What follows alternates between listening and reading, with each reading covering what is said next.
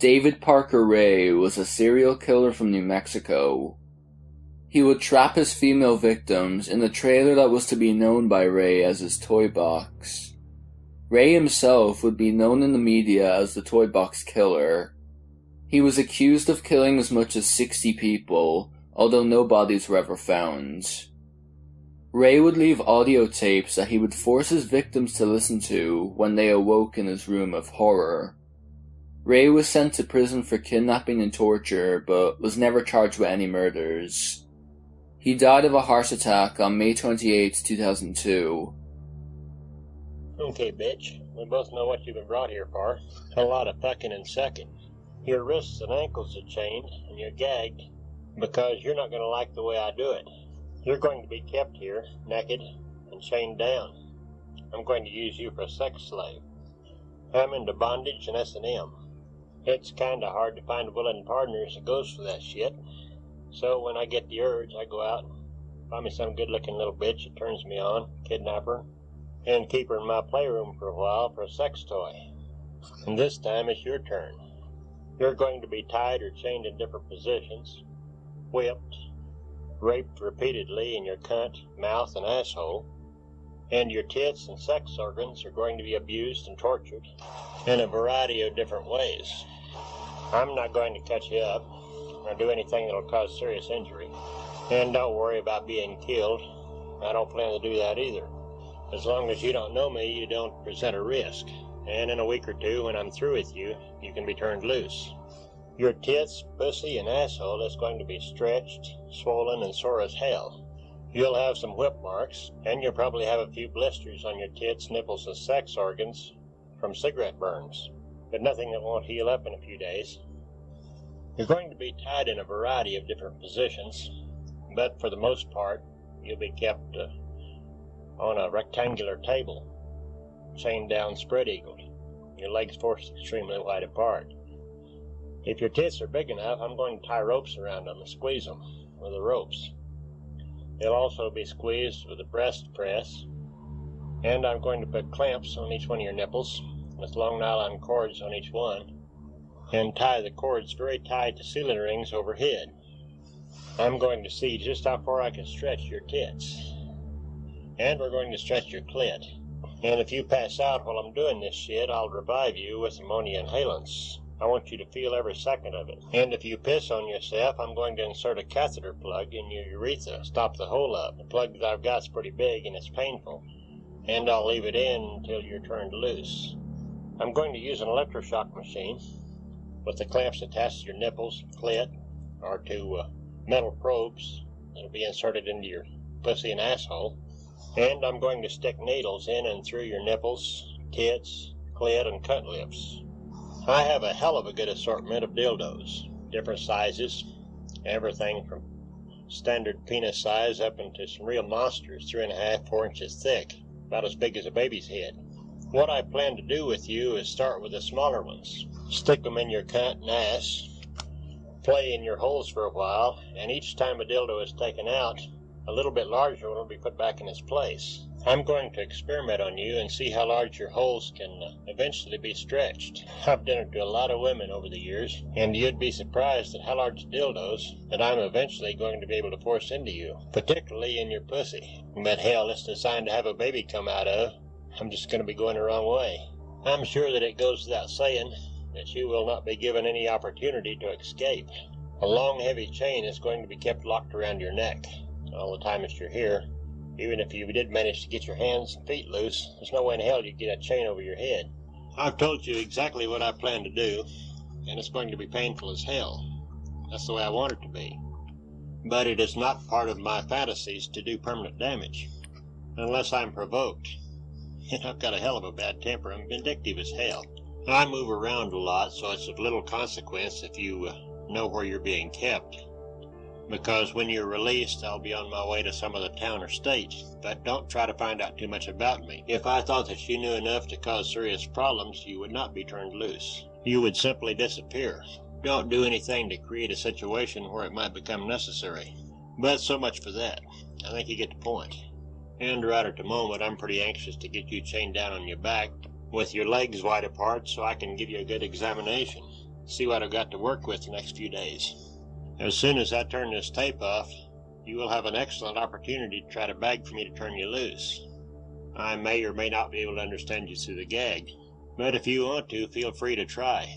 I love to listen to a bitch beg and plead.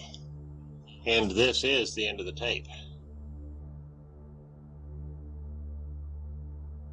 Anatoly Slivko was a Soviet serial killer.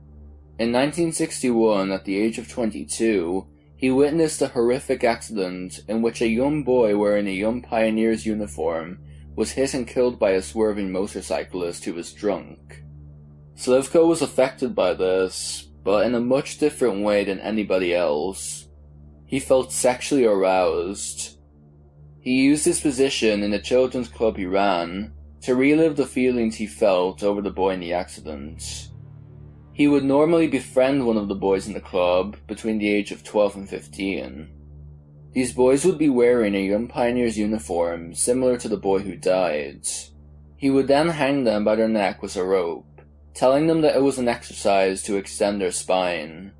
They would then go into unconsciousness and Slivko would pleasure himself to the sight. He did this to 43 boys and 36 of them would be revived. However, 7 of the boys would not be so lucky. Slivko killed them and dismembered them. Slivko filmed all of the hangings and pleasured himself to them also. He was arrested in December 1985, and hours after being interviewed about a string of murders that had been occurring in the Rostov area, to which he had no knowledge of, Slivko was executed by a gunshot to the head on September 16, 1989. As a side note, the Rostov serial killer was revealed to be Andrei Chikatilo, who killed 52 women and children.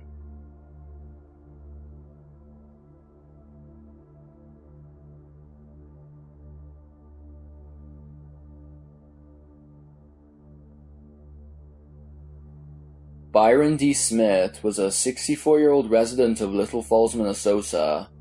He said he had been robbed 6 times and had many valuables stolen, one of which being some trophies his father received for his service in the Second World War.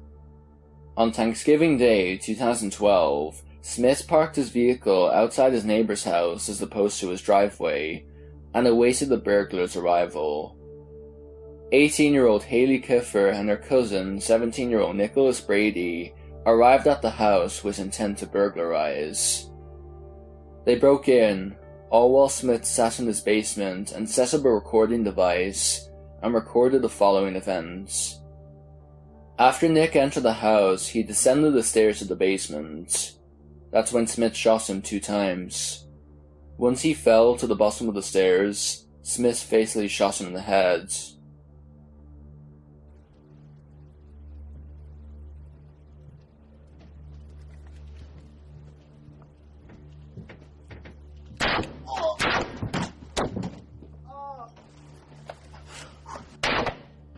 You're dead.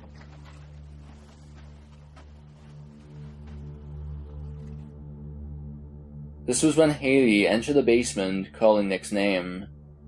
Smith shot her as well, but as he was about to shoot again, his gun jammed, and he can be heard saying, "Sorry about that." He reloaded and subsequently shot Haley in the head.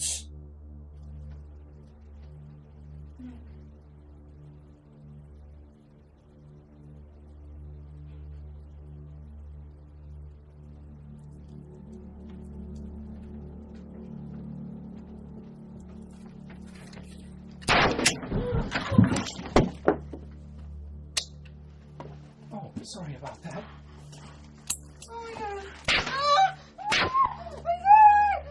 You're dying.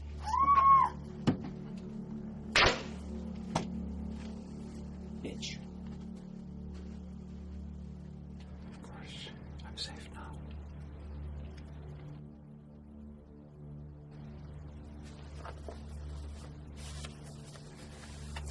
Cute. I'm sure she thought she was a real pro.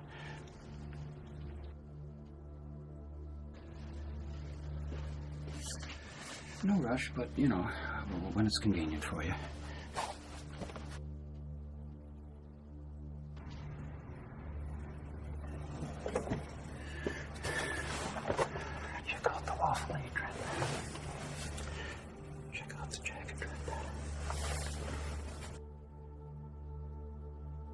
feel a little bit safer. Not totally safe. I'm still shaking a bit, but a little bit safer. No rush, but, as convenient for you. I left my house at 11:30. They were both dead by 1.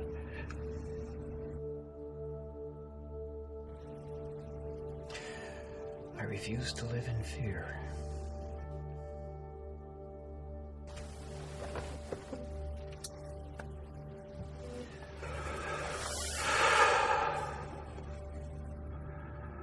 I felt like I was cleaning up a mess. Worse than spilled food. Worse than vomit. Worse than shit.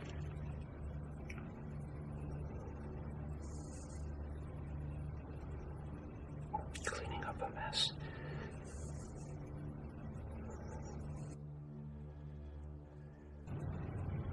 You're dead.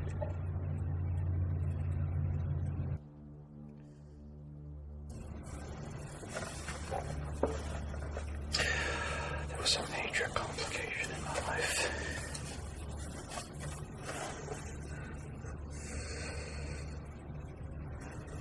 You really don't want to know.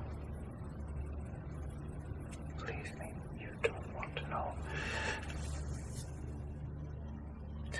I felt like I was cleaning up a mess. Not like spilled food. Not like vomit. Not even like diarrhea. It's the worst mess possible. Byron waited until the next day to report what happened, due to him not wanting to bother police during the Thanksgiving holiday. Smith claimed multiple things that could have been believed by authorities if the audio tape hadn't recorded the whole thing. For instance, he said that when his gun jammed, Haley laughed at him. However, in the audio recording, you can hear her say, "Oh my god." There was a debate on whether Byron should be charged due to the castle doctrine, which allows homeowners to protect their homes from intruders. However, the two teens were not stressed at the time of their deaths, due to them being injured by the previous injuries sustained. As such, Smith was charged with 2 counts of second-degree murder and sentenced to life in prison with no chance for parole.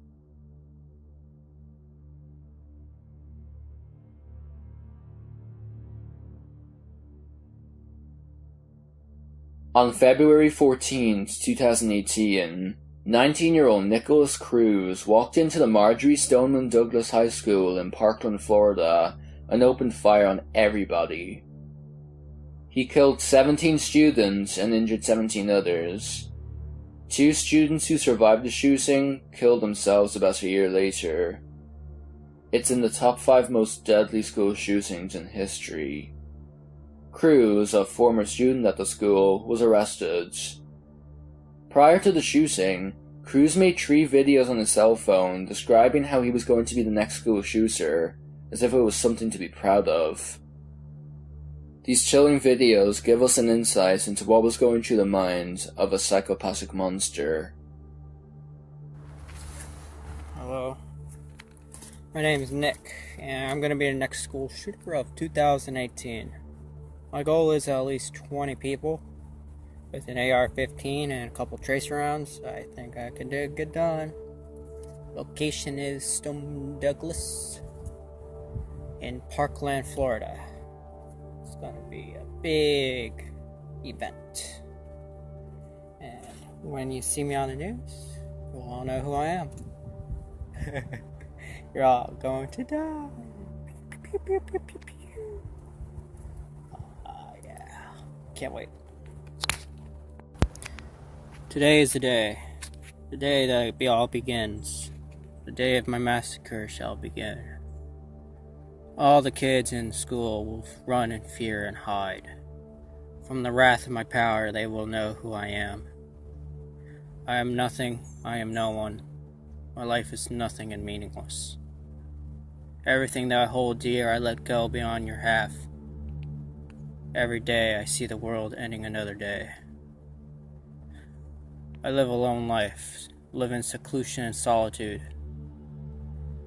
I hate everyone and everything. With the power of my AR, you will all know who I am. I had enough of being told what to do and when to do. I had enough of telling me that I'm an idiot and a dumbass. But in real life, you're all the dumbass.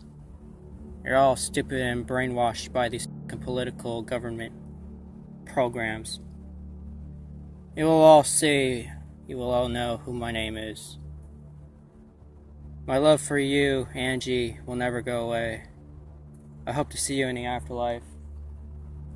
And one day or another, you will end and we'll all die. I really appreciate you taking the time out of your day to watch this video. Current times are crazy, so I ask that you please stay safe out there.